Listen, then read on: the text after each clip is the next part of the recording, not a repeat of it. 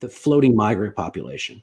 And what happens with a lot of these workers who are not formal and sort of this floating population of workers, they're not counted in a lot of unemployment statistics. So a lot of the time when we were seeing improvement early on in the coronavirus recovery, so maybe last spring 2020, there was an enormous drop off where sort of all of industry and the economy basically shut down, most of it shut down. And then there was hiring back. And, the Chinese were announcing these big numbers in terms of labor market improving.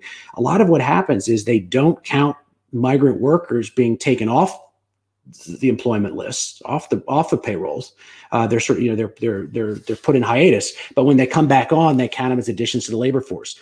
We've tried to make very clear patterns between what we're seeing in China Beige Book and labor data and what the Chinese announcements are, either qualitatively or through the unemployment numbers. And there doesn't seem to be a direct trend. I mean, it leads us to believe that Beijing is making some of this stuff up as it goes along. But there's this huge floating population that is not counted in employment statistics. So they could talk about 5.5% unemployment rates all they want, but that's not showing what the real unemployment rate is in China, even if they hit it, which they haven't hit it. So it's really difficult, really difficult to do labor market tracking inside the Chinese economy, particularly outside tier 1 cities.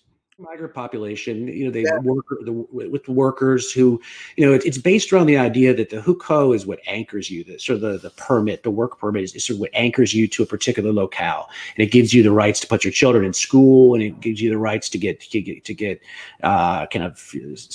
welfare, basically services, county services, provincial services, et cetera. They're reforming that because it's been a big problem for them over the past couple of decades. But you have these floating populations which are just not tracked, and that makes it very hard to track, the volatility in the data because the Chinese won't announce it.